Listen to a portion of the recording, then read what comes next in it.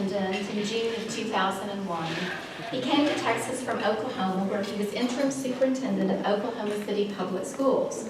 A former high school English teacher, Dr. Sconzo was born and raised in Brooklyn, New York. He earned his bachelor degree at Wagner College, his master's degree at New York University, and his PhD at Ohio State University. Dr. Sconzo was a former superintendent of Middletown Public Schools in New Jersey and Nordonia Hills Public Schools in Ohio. At Oklahoma City Public Schools, he served as a middle school principal, director of middle schools, assistant superintendent, and associate superintendent. He was named interim superintendent of the 40,500 student district in April of 2000. While in Oklahoma, Dr. Sconzo also served as an adjunct professor for Oklahoma State University, Oklahoma City University, and the University of Central Oklahoma.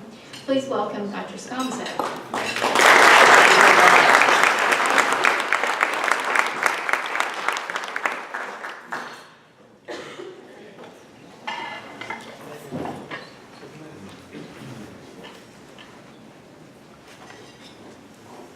Well, good afternoon. Thank you all for being here. And if I may, let me try to establish my credibility on the front end. So, because many of you really don't know me, but then again, many of you do know me. So I really feel this need to try to establish some credibility.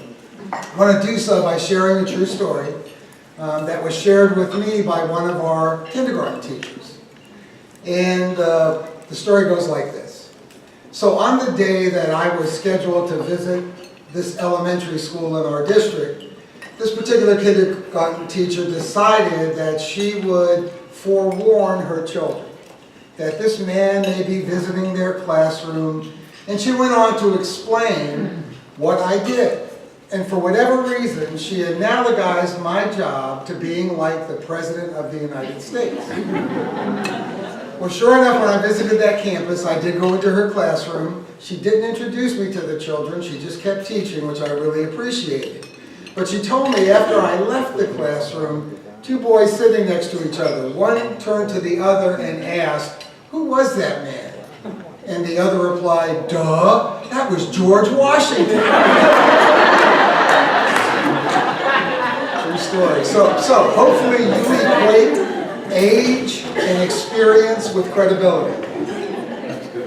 And I'm really honored to get to give you a glimpse, at least from my perspective, of the state of education in our community in Humble ISD.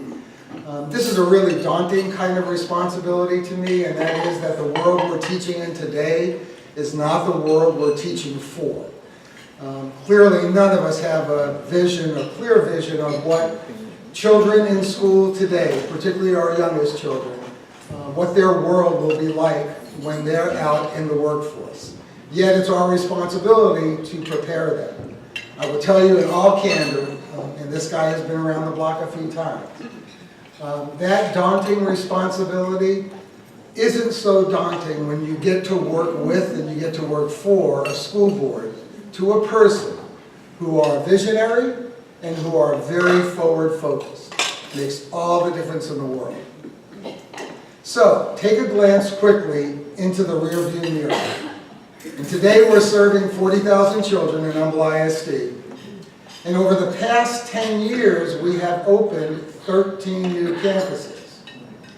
Now, that glimpse in the rearview mirror, there was a time, and you can see those years where we were opening more than one new campus a year, where we were growing at a very, very significant rate.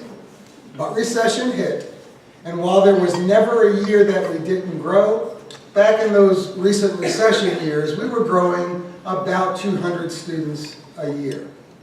This year, we've grown by 1,300 students. And when we look forward, that's only going to accelerate. So eyes off the rearview mirror, and now take a look at the windshield. And today, there are 50 subdivisions in our community where new home construction is currently underway. Our demographers tell us that we will grow over the next 8 years by an additional 13,500 children. Those 13,500 children are going to require 6 new campuses, 3 elementary schools, 2 middle schools, and High School number 7.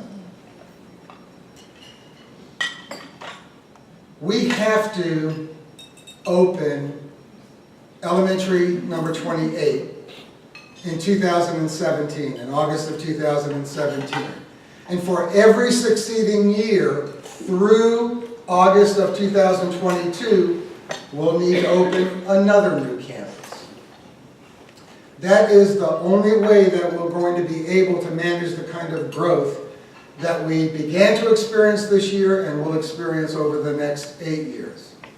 Fortunately, and again, I fully credit our school board for this, but fortunately, thanks to their fiscal oversight, we're at a place where we have $155 million left in authorized but unsold bonds from the 2008 bond referendum. And our board has committed that we will only use that $155 million to purchase the land for the needed new campuses, and we believe that those dollars will be sufficient to build 3 of the needed 6 new campuses over the next 8 years. Elementary 28, 2017, middle school 9, 2018, and then elementary number 29, 2019. I am thrilled as we are getting ready to sell bonds at the end of this month to be able to report to you, we just learned this last week, that Moody's has upgraded Humble ISD's bond rating. So when I talk about effective fiscal oversight on the part of our board, here's the proof. We've been upgraded from a Moody's AA2 to a Moody's AA1 rating. And that's going to do wonders for us as we sell bonds at the end of this month. So I said a moment ago that the 6th needed new campus would be High School 7. And High School 7 will need to open in August of 2022. Now we're at a place where soon we'll be able to disclose where all of the new campuses will be precisely located, because remember, we have those bond funds to use to purchase the new land. We're hoping to close on all of the new land sites by the end of May. But where High School 7 is concerned, and frankly, where 5 of the 6 needed new campuses are concerned, if you think Westlake Houston corridor, 1960 to Beltway, that's where 5 of the 6 new campuses really need to be. That's where the tremendous growth is occurring and will continue to occur over the next 8 years. The magic about High School 7 opening in 2022 is on the screen. If High School 7 does not open in August of 2022, in that school year, Atascocita High School will be serving more than 4,500 students. And Summer Creek High School will be serving more than 4,700 students. Now, I only dwell on that data point to share with you that it takes 36 months to build a new high school. It takes a minimum of 6 months prior to that to go through all of the design and permitting and due diligence work. And so, if you start to back up when the trigger needs to be pulled, while a decision has not officially been made, it's going to be important, and I want to issue to all of you a heads up, that we be on the ballot with the next bond referendum in 2018. Doing that not only needs to be about building the 3 remaining needed new campuses going forward, including High School 7, but also to take a very serious and hard look at needed renovations and upgrades at, frankly, all of the facilities in Humble ISD. So next year, by way of preparation, you will see and you will hear a lot about a district-wide facility study that will be conducted. Our board is beginning the planning for that now. We need to have experts take a year from ground to rooftop assess the condition and needs in all of our facilities, because in this guy's opinion, and I'm no architect, but in my opinion, if we're not already at the point, we're getting close to the point where we need experts to advise us on where some of our older campuses are concerned. Does it make more sense to renovate or rebuild? And so that's a significant decision point that's going to have to occur, and we need all the expert help we can get next year to begin to address that decision. And then in 16-17, don't be surprised as we and the board call out to everyone in the community to hopefully be in a position to step forward and serve on a bond study committee, so that we can stay and be on track for a bond 2018 referendum. You know, beyond the, I think, significant fiscal oversight the board has exercised that has resulted in some of the facts I've been able to share with you, our board has been very, very deliberate about focusing on teacher salaries. And you know, a school district is only as good as teachers in the classroom. They're the folks who make all the difference. They're at the core of why we exist. And so it's very critical to be at a place where you can compete for attracting and retaining high-quality teachers. 3 years ago, our salaries in comparison to 13 surrounding school districts, that's our market for competing with teachers for teachers in particular.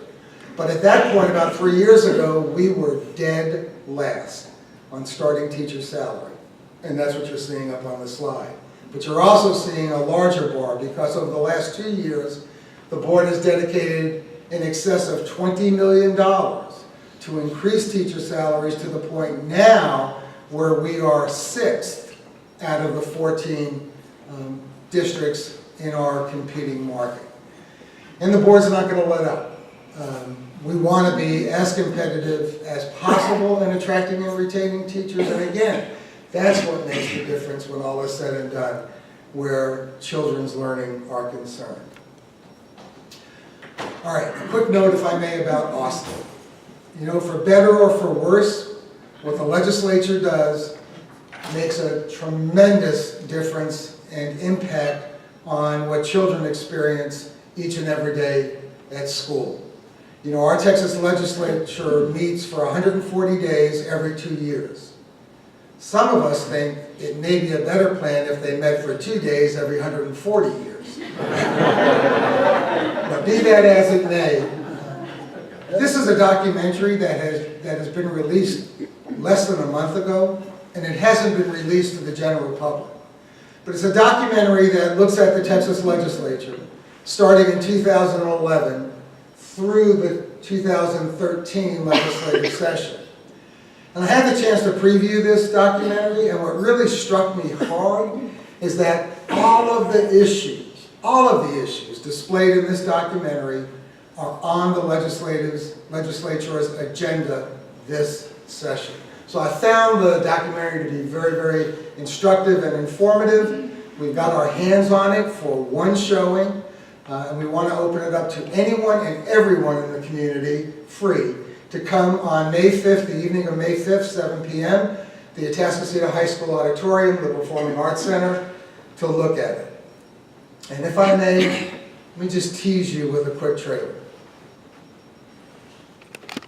Chairman Patrick, do you believe that we cut public education 2 months last session? You know, that's in the eye of the beholder. Well, I'm asking you. You're beholden. Tell us what you think. That's it. There's the tardy bell, and you're just dragging along. Come on, move it. I believe it's going to be very challenging for me to achieve what I want. It's not going to be easy at all. I want you guys to get into the habit of knowing that whenever you have a quote, it must be cited. We are talking about draining resources and leaving behind a huge number of students. I want to explore the world and write in some journal and show it to my boss. You know, many of us feel like the bill that we passed last session deserved an F. And then the stuff that we really care about, like creative minds, kids who have a can-do spirit, grit, persistence. That's not tested. You always have to use your fingers, you have to think a lot. Like, I'm a thinker. The kids that are wealthy and the kids that have opportunity will continue to flourish. Hey guys, you see how much trouble it is to undo what you all did with all that graffiti? But those that do not have access to the same types of opportunities, and all they're getting is the standardized version of knowledge today, it's severely compromising their ability to be strong, engaged citizens. I am not happy. The taxes that I pay go to some failing schools. Where there are problems in the public education system, fix them. 1, 2, 3. The problem is the political will to do what it takes to fix those schools doesn't exist because those schools are in areas where we can't bring ourselves to invest the way we need to. It seems to me that we've lost our mind. And I know we've lost our souls. Really is a phenomenal documentary. I hope many can find their way to Atascocita High School on May 5th. And I don't know if you noticed in the clip, but you would see it in the entire documentary, but you should have noticed some t-shirts with Kingwood High School on it. Part of this documentary back in 2012 was filmed here at Humble ISD. And it's a little embarrassing, but I will admit to all of you that I was taped personally for an hour and a half, and I'm sitting on the editing room floor of this documentary. So fret not, if you can come on May 5th, you're not going to see me. But what they do in Austin does make a significant difference to what children experience each and every day. And this is just a flavoring of some of the major bills that are on the legislative docket this session, and that we're trying to influence as much as possible in favor of our children. I do want to highlight, and I'll come back to it in just a second, House Bill 4, the pre-kindergarten bill. That's carried by our very own state representative, Dan Uberty, and I'm proud to call him my state rep because that's a critical and excellent piece of legislation that is long overdue in the state of Texas. Also, I want to highlight there are 9 testing bills on the legislative docket. They are all good bills because they all seek to reduce state testing. As a state, we are way over the top where state testing is concerned. It is way too high stakes for children. There's no need for that. And it frankly establishes a system that, in my view, is counterproductive to children's learning because it establishes a system that incentivizes people to teach to the test. And when you teach to the test, that cheats kids. So I'm thrilled with the testing bills. Hopefully they will move quickly. And again, Representative Uberty is authoring 3 of those 9 testing bills.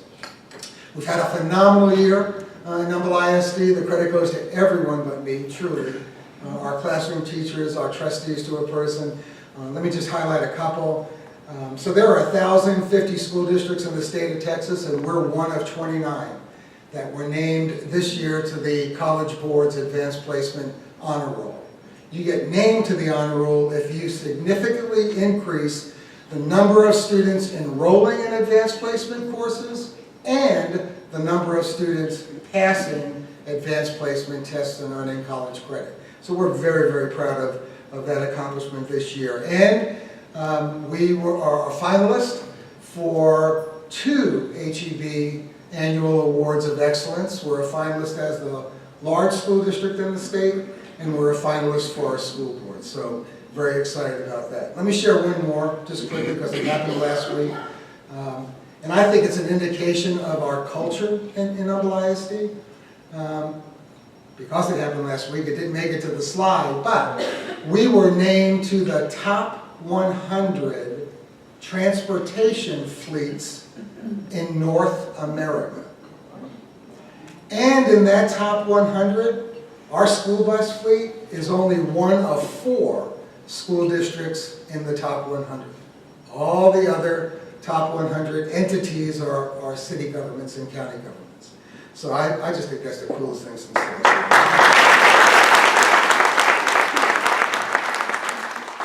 So quickly, what's ahead? What's ahead is 52,000 students, not 40,000 students, as the growth becomes a reality for us with every succeeding school year. I predict what's ahead, and this, I believe, is essential to our future, a greater emphasis and a serving of more children in pre-kindergarten programs. Research study after research study cannot be more definitive and clearer. An investment in pre-kindergarten education pays the largest return of any investment made in education. Literally any investment made in education. We have got to work with children at their earliest ages possible, and it does make a significant difference. You will also, and our board has made this abundantly clear the last 2 years, and they're still shouting in my ear about the importance of making significant annual investments in technology. That's not the future anymore, that's today. And frankly, we can't do enough to invest in our infrastructure, in devices for children, in how to best integrate technology into each and every child's learning. It's going to revolutionize children's learning going forward, and it needs to consequently revolutionize how we educate in our schools. Last slide, and I'm not counting, but we're 23 school days away from graduation.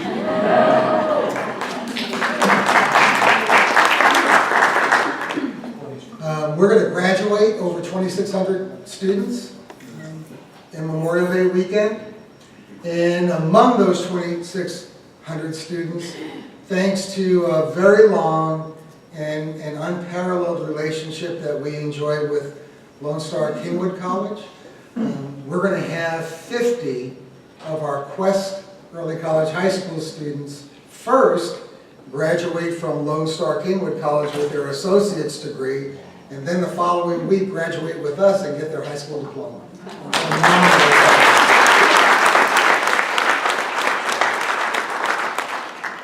This young lady is Olivia, and Olivia Ramsey. And Olivia really represents truly thousands of Olivias that we will be graduating that weekend and that we have in our schools. Olivia, she attended Jack Fields Elementary School. She then attended Timberwood Middle School. She will be graduating from Humble High School. Olivia pursued our career and technical education, engineering and robotics program for the past 2 years. Her eyes are squarely focused on becoming an engineer. Olivia has received so far $70,000 in scholarships. And she has quite a choice of colleges and universities all wanting her to attend their institution.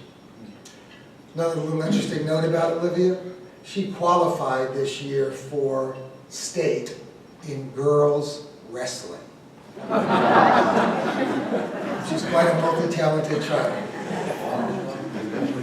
But we're real proud to have served Olivia and to serve the thousands of other Olivias in our school. And I wanted to end on that note because truly, the thanks for what Olivia has accomplished and all of our children really goes to our community. Yeah, teachers make a huge difference, and parents even more of a difference. But if a community doesn't support and take an active interest in education and the learning of children, then we don't realize Olivia's in our future. So thank you all very much.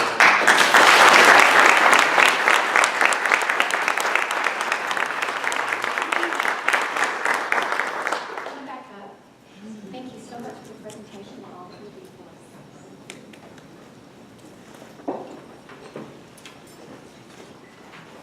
Okay, next I'd like to introduce our next two speakers. Let me start with introducing David Baty. Mr. David Baty is currently serving as the Interim Vice President of Instruction at Lone Star College, Kingwood. Since July of 2013, he has been the Dean of Lone Star College, Atascocita, which has doubled its size to nearly 1,000 students.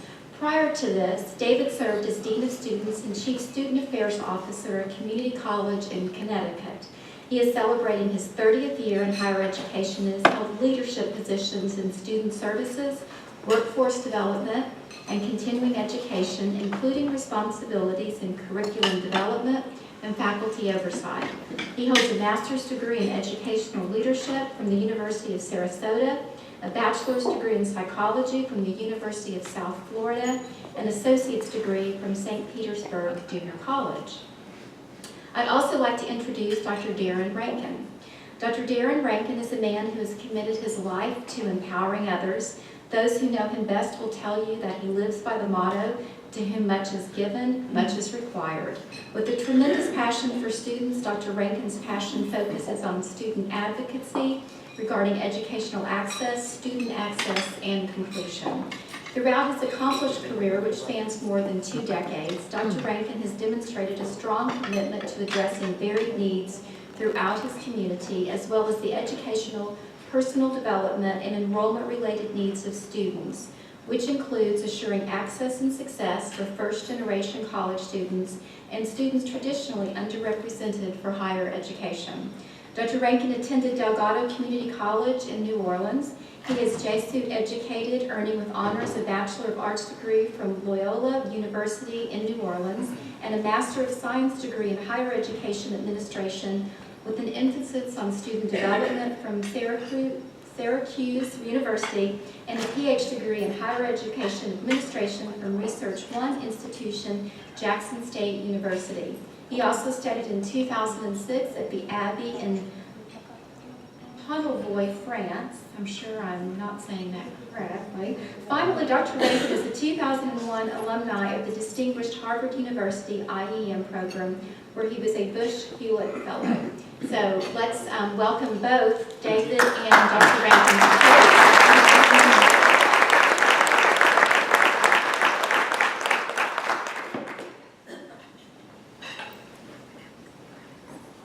Good afternoon.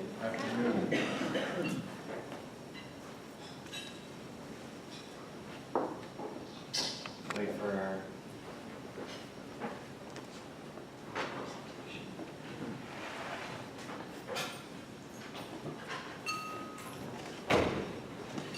So, Dr. Rankin and I are here on behalf of Dr. Catherine Pearson, our president, who could not be here today. So welcome to Lone Star College Kingwood. It's a beautiful campus, beautiful day, so I'm glad you're all here to enjoy it. What will happen is I'm going to take you through some information about Lone Star College Kingwood, and then Dr. Rankin, and we're going to do a little tag team here, and Dr. Rankin will talk about a stellar program that he and his staff have put together recently, and he'll share those details with you. So many of you know that the Lone Star College District, where it's quite a large area, covers 11 school districts and over 2 million people, primarily in the northern half of Houston and parts of Montgomery County also. We are, in case you didn't know, celebrating our 30th anniversary at Lone Star Kingwood. And the picture that you see on the screen there, those are actually staff and faculty and our mascot in the middle of the zero. These are the ISDs that we partner with. There's 5 ISDs. And as Dr. Sconzo mentioned, we have early college, high school partnerships with Humble and with New Caney and Splendora. You can see the location, we're pretty well spread out.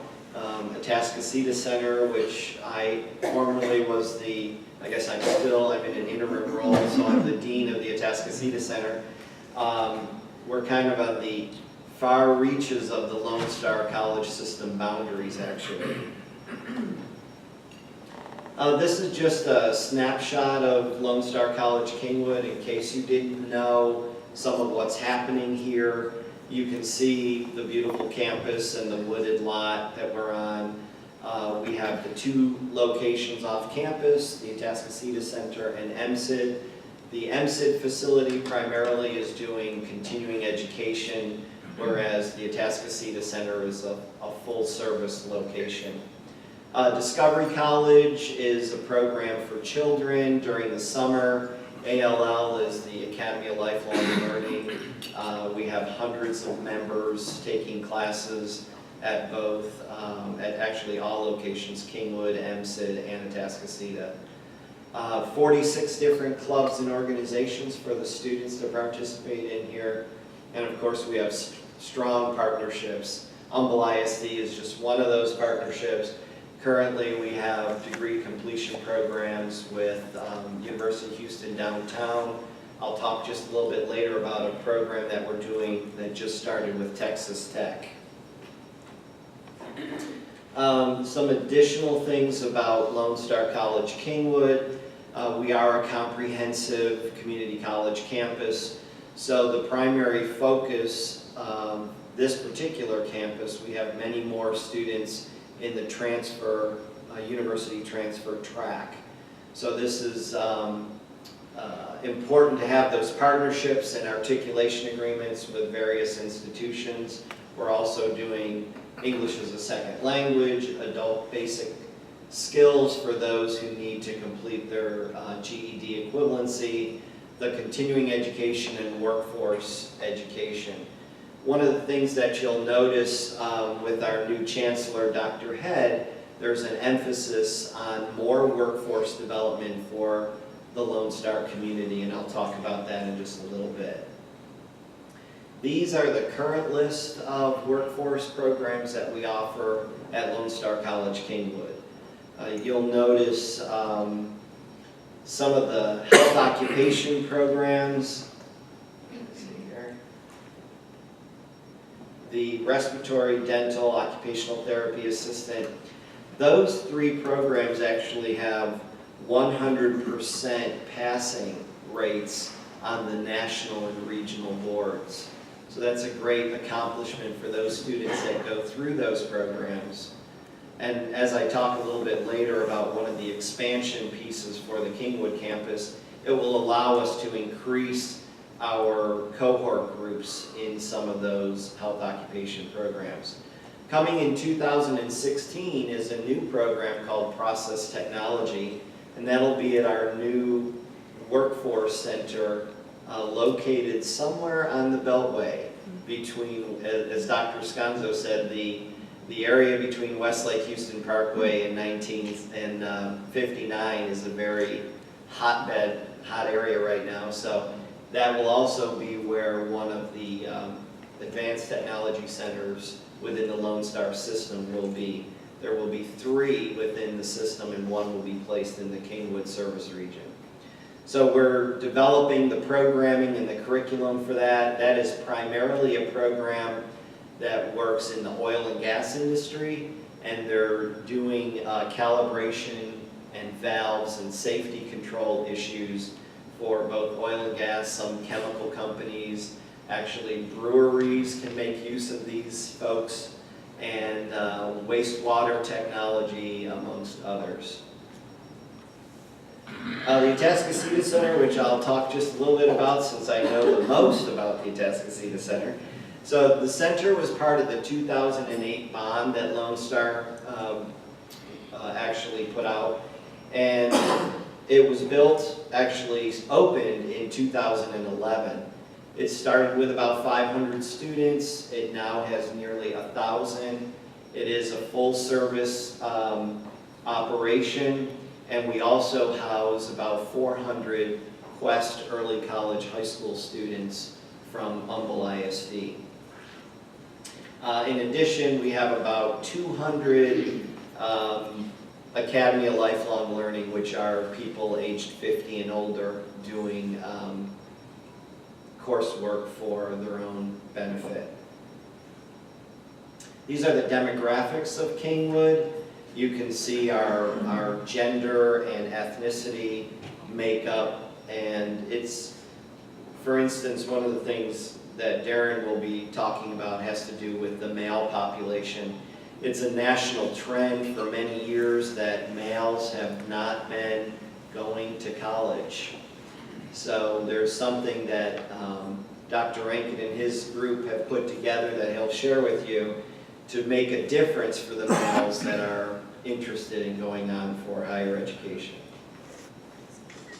These are a few special notes that actually Dr. Pearson wanted to make sure we covered.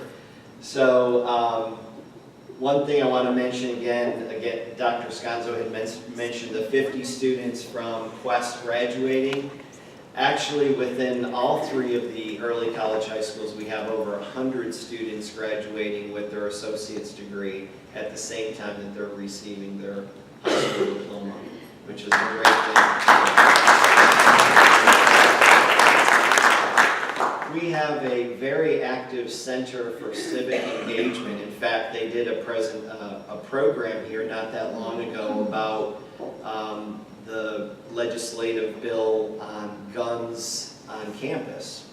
And it was a deliberative dialogue process that probably about 150 students went through. And I actually was there also. It was a very fascinating activity. And many of our board of trustee members participated also. So it was it's a very good way to have the students engaged with what's going on, current topics and such. That program that was based here at Kingwood is now going to be made a system-wide program. So our local coordinator for it will become the director of civic engagement for the entire system. We have a 5-Star Alliance, which it's actually been around for about a year or so, that is comprised of the ISDs that we are partnering with in our service region. A few things in academics, the Mathways program. At Kingwood, we've taken the lead in developing a mathematics track for students that are in non-science-based programs. If you don't know this, mathematics is one of those areas where students really stumble in their process and progress towards their degree.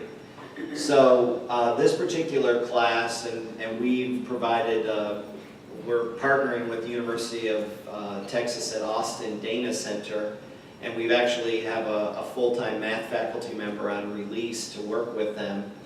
And they're developing and improving on this program to make it easier and better for students who are following non-science tracks to be able to finish their college degree, which is another great thing. We've started building an engineering program here at Lone Star Kingwood. We have, the dean is there, how many, couple hundred? A little over 200. Currently enrolled in the engineering program, and we went from 0 to 200 in about a year for engineering. We've recently been awarded a National Science Foundation grant. It's actually a multi-million-dollar grant, but we've inherited it from another community college in Oklahoma, and it's tied in with our process technology program. We're working on safety modules to help improve the industry. This is the current bond proposal that was put forth. Some of you may have seen this from Dr. Pearson's presentations in the past, but with the passage of the 2014 bond, we're adding, phase 1 is actually the Advanced Technology Center, which will be located off the Beltway somewhere. In process technology will be the primary emphasis of that program. And then phase 2, I believe, is the healthcare instructional building. So we're going to be adding another building on campus in order to expand our health occupations. For instance, the dental hygiene program, they only have so many dental chairs, which I believe is 20. 15, and we hope to double that in the new facility that we have. Also some parking for the students, and an expansion of this building at the end to provide more space for students to spread out and do good things. So at this point, I'm ready to turn it over to Dr. Rankin, and he'll talk about one of these great programs he's working on. Thank you.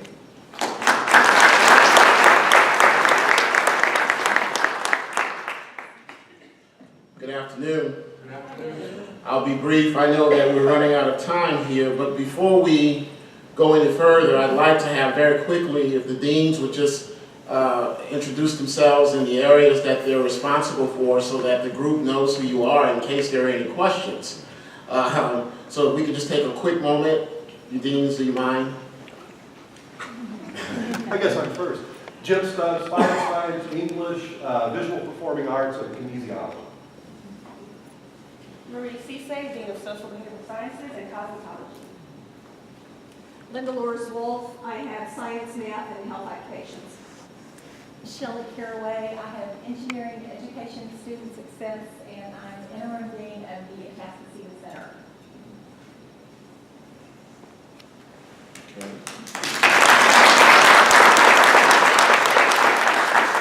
Also joining us to support their Vice President is Ms. Diane Blanco, who's in charge of our Women's Center, our Director of our Women's Center, and Jill, our Director of our Career Counseling Center. Did you get the lights for me? It's a lot easier on my eyes. Thank you. We have about 13,000 students enrolled here at Lone Star Kingwood, and the trajectory has been in the northerly direction now for quite some time, and you've heard all of the statistics. But I'm wondering if you noticed what's going on in terms of the number of men and women enrolled here at the college and the huge gap.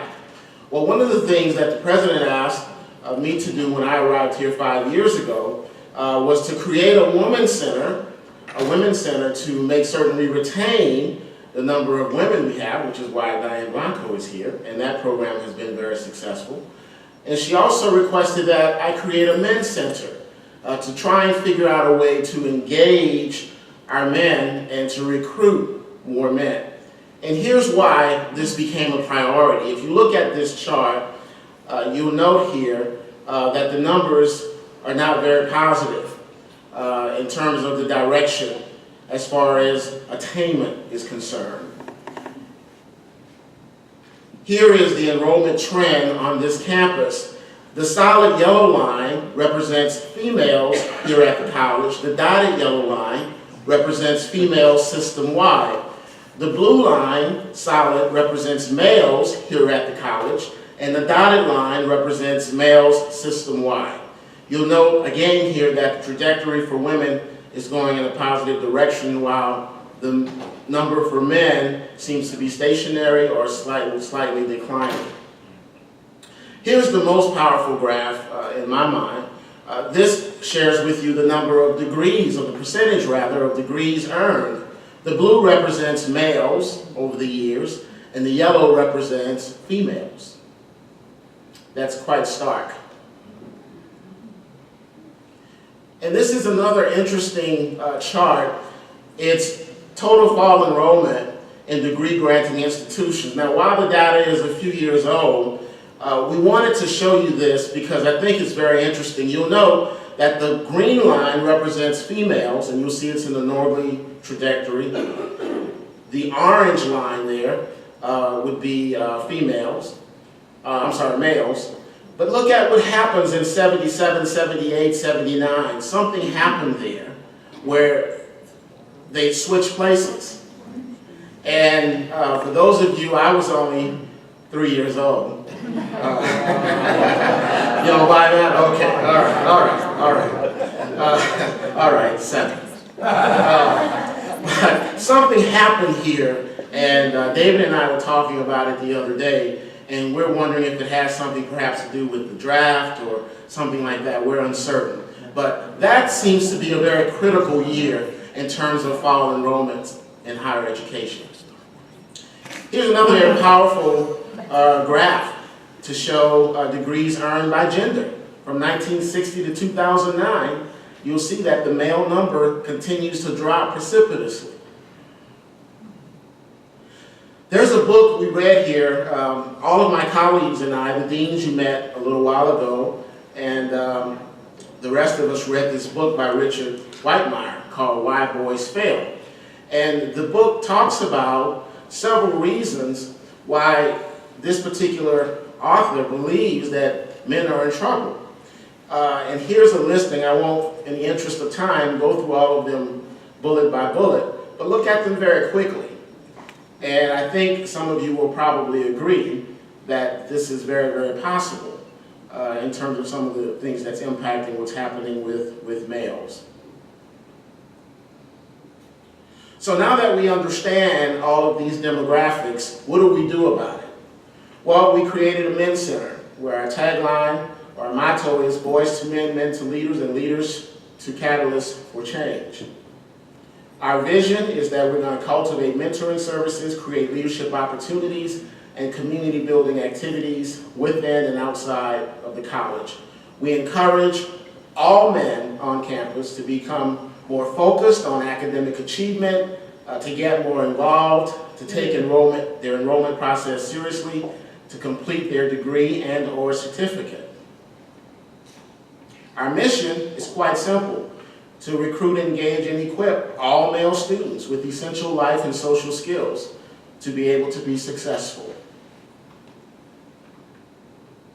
Our goals is to offer varied programs to address varied needs, to engage and educate the campus on issues as related to men, to ensure positive experiences for all of our men, to offer varied literacy programs and other mentoring kinds of programs. In the summer, we offer 2 programs for males that we believe is very, very solid and has been very instrumental in helping young people to get excited about learning.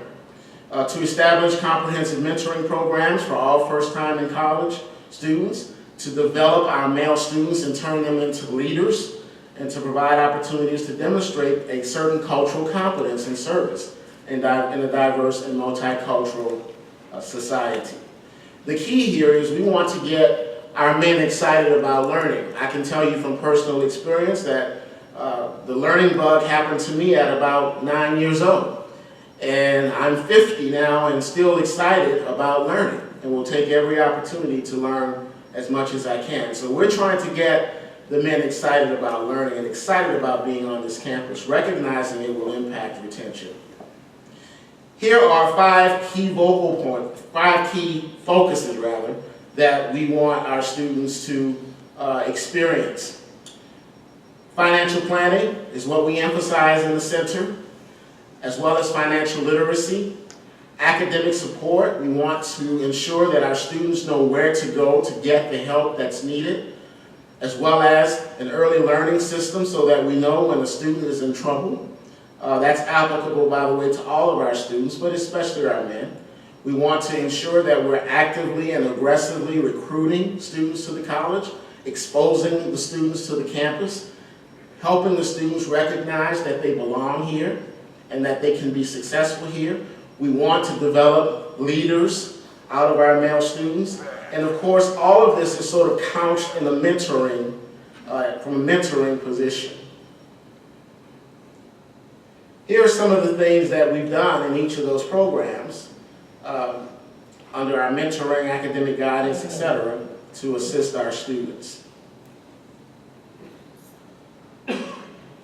Same with leadership development, recruiting, and financial planning. We've begun this past fall going into the school systems with what we call the EAGLE program. In fact, Dr. Sconzo, we spent quite a bit of time in your district with the EAGLE program, which is where we actually go to the varied schools and talk to our young men about coming to school here and why it's something that would be beneficial for them to do so. Of course, we're evaluating the effectiveness of the programs that we're implementing through the center. So far, we've seen well over 600 students participate in these varied events that we're hosting through the Men's Center. Diane, how many are we seeing in terms of women through the varied programs in our Women's Center? Would you know offhand? About the same. About 600 or so. So the programs are very, very successful, and we believe directly impacting what's happening in terms of retention. Thank you.